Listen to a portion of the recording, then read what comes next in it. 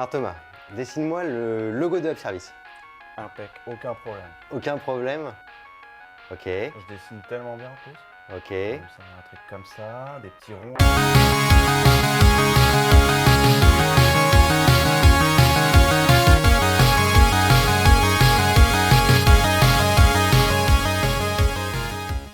Salut Thomas, Salut Olivier. ça va bien? Super. Et toi? Bah écoute, super bien, je suis content d'être à Nantes aujourd'hui pour être venu te voir. Bah moi je suis content d'être ici. Et du coup, c'est une super occasion pour qu'on parle d'un sujet Azure.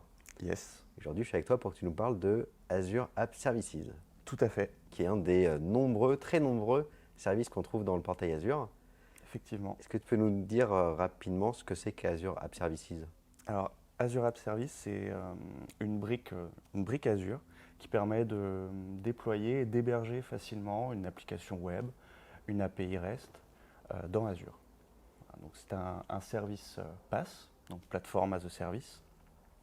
Donc, ce qui veut dire que lorsque l'on va le déployer, bien on va avoir un certain nombre de choix à faire au niveau de la stack technique, du runtime d'exécution. Et derrière, c'est Azure qui gère pour nous l'AVM sur lequel le service va être déployé et tout ce qui va bien pour faire tourner notre application. D'accord, donc c'est ça le PaaS, le Platform as a Service. Tout à fait. Tu as mentionné VM, Oui, parce que du coup, la différence entre Azure App Service et juste monter une VM, c'est que là, ça vient directement avec l'OS, voire même l'environnement c'est ça. d'exécution. Là où sur la VM, il faut que tu réinstalles tout depuis le C'est départ. ça. Si tu veux héberger une application web sur une VM, donc il faut que tu provisionnes ta VM, que tu installes tout ce qui est middleware, donc un Tomcat ou un 2IS pour héberger ton application web. Ici, effectivement, tu configures, tu choisis ce dont tu as besoin et c'est Azure qui te déploie cet environnement d'exécution pour toi. Donc, tu n'as même pas besoin de gérer les potentielles failles de sécurité qui sont découvertes sur le middleware, etc. Tout ça, c'est géré par Microsoft. C'est ça, c'est managé par Microsoft. Et ils travaillent en moins pour les ops. Exactement. Super. On va enchaîner assez rapidement. Je crois que tu as une démo Yes. pour nous montrer parce que c'est tellement simple à utiliser Ah qu'on bah, va déployer un site là en direct. On va déployer une app service. Donc là, je suis sur l'écran app service. On fait un petit create. On va choisir un ressource groupe déjà existant. On va donner un nom à notre app service.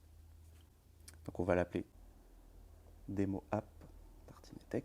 Donc là, j'ai le choix entre du code ou héberger un conteneur Docker.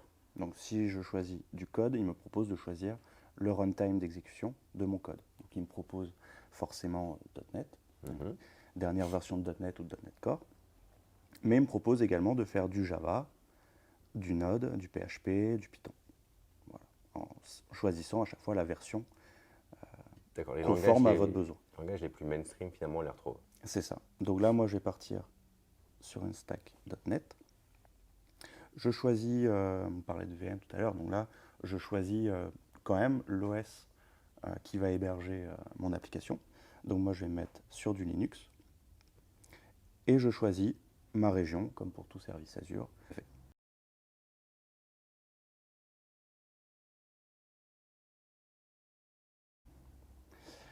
Dernier point important, le choix du plan, qui correspond donc au modèle de tarification de notre app service. Donc si on regarde nos possibilités au niveau plan, on va avoir des plans de type développement. Donc on a même un plan gratuit et un plan voilà, avec des ressources quand même assez limitées, mais qui convient très bien pour un environnement de dev, pour faire des tests de déploiement sur Azure. Donc les gens peuvent l'utiliser, il y a un plan gratuit sur App Services. Il y a un plan gratuit sur App Services qui Très bien. te propose 1 heure d'exécution de ton application par jour. Très bien. Voilà.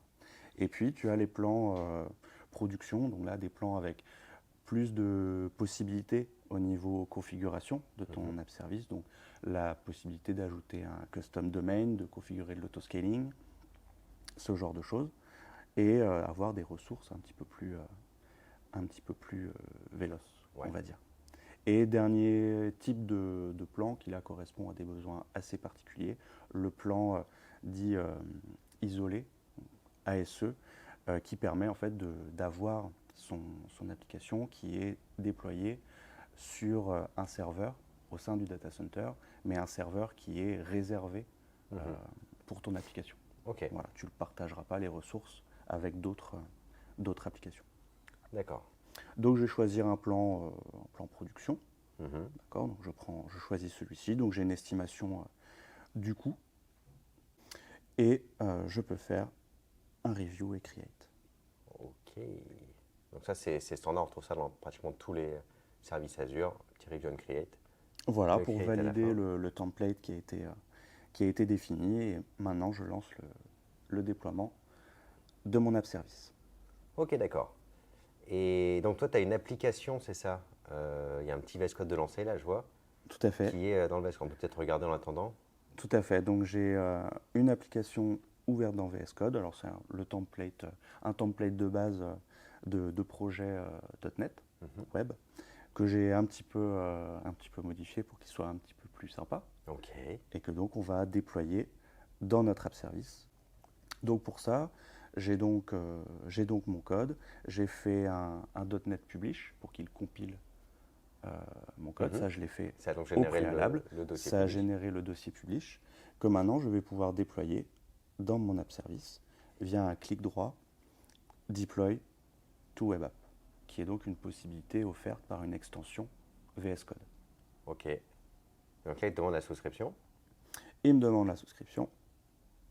Je choisis la mienne et je retrouve mon app service que l'on a créé juste avant, démo app Tartinet Tech.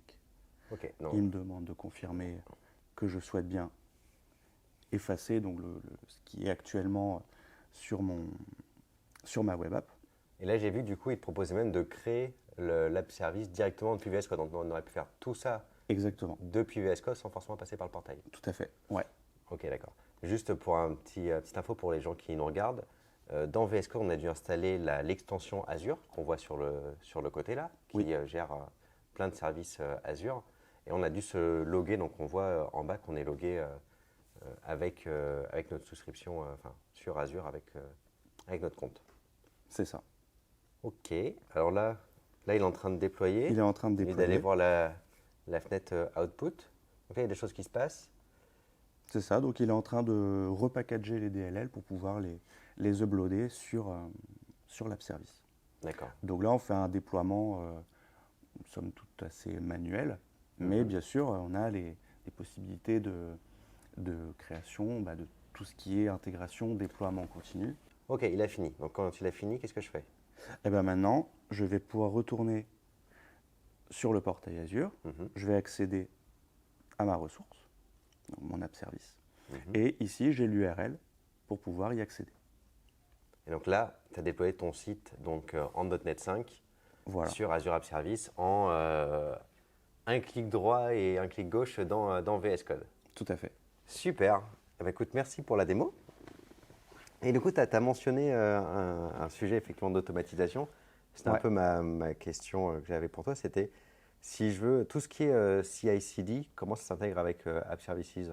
Eh bien, avec certains services comme Azure DevOps ou GitHub Actions, ok. tu vas pouvoir t'interfacer très facilement avec ton app service pour configurer un déploiement continu sur cet environnement. D'accord. Et il y a autre chose que j'ai vu un petit peu des boutons sur le côté. Là, j'ai vu qu'il y avait de l'analytics aussi. On peut plugger ça sur App Service. Tu peux plugger un Azure Monitor, donc qui est un autre composant PaaS Azure. Tu peux le brancher sur ton app service pour qu'il analyse en temps réel les métriques de ton app service, donc les ressources consommées, récolter les logs, ce genre de choses. D'accord. Donc le fait que ce soit un des services PaaS permet de les combiner, de les connecter tous très ensemble. facilement. Ouais, tout à fait. C'est un peu la force dans les gros portails comme ça, c'est Tout que à la fait. plupart des services sont faits pour travailler ensemble. Tout à fait. Et en parlant de services qui peuvent travailler ensemble, donc on a vu que sur mon app service, je pouvais donc déployer une application sur laquelle tu as un back-end, tu as un front-end, on a vu ton super site pour Tartinet Tech.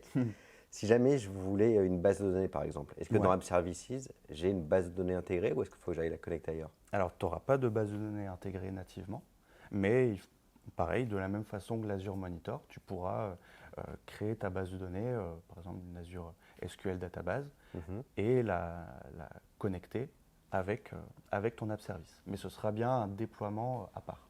D'accord. Voilà. Qu'est-ce on a vu du coup qu'il y avait un free plan.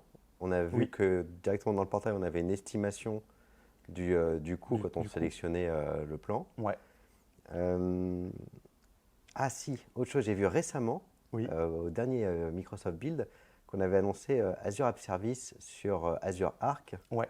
Tu peux nous en dire deux mots? Déjà sur Alors, ce que c'est que Arc, peut-être pour ceux qui ne connaissent pas, qui nous regardent. alors, Azure Arc, c'est un service qui a pour vocation à uniformiser la gestion de clusters Kubernetes, qu'ils soient situés dans Azure, avec AKS par exemple, ou hébergés on-premise sur des data centers d'entreprise, Ou même chez un autre cloud provider. ou même chez un autre cloud provider, chez AWS ou GCP par exemple.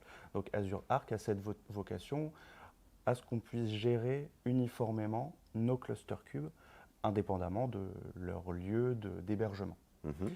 Et du coup, le but d'App Service avec Azure Arc, c'est de pouvoir déployer des App Services comme on l'a fait à l'instant, mais qu'ils soient déployés dans un cluster Kubernetes. Ce qui fait que je pourrais par exemple avoir chez moi un petit bout d'Azure avec le vrai service Azure App Service C'est ça, qui tourne mais qui est managé dans le portail Azure grâce à Arc. tout à fait. Tu aurais ton App Service avec l'interface que tu connais, que tu as déjà testé, manipulé dans Azure. Tu aurais cette même interface pour manager un app service qui est déployé on-premise sur ton data center ou dans AWS ou GCP. Je trouve ça assez cool de se dire que tu vas avoir un petit bout d'Azure qui tourne Ouais, sur effectivement. ton petit PC chez toi. Mm. Super. C'est chouette, ouais. J'ai pas d'autres questions. Je ne sais pas s'il y avait quelque chose que tu voulais rajouter sur Azure App Service que j'aurais oublié. Alors, on peut parler d'une fonctionnalité qui est hyper intéressante avec les app services. C'est, on l'a abordé très rapidement tout à l'heure, mais c'est la possibilité de configurer de l'autoscaling sur son application. Mhm. Donc là, mon, mon site web est assez peu sollicité, puisqu'on vient de le déployer Pour l'instant. pour l'instant.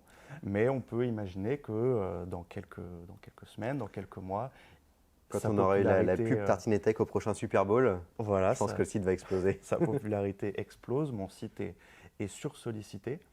Mon plan ne suffit pas en termes de CPU et de RAM pour pouvoir l'héberger correctement avec un trafic aussi important.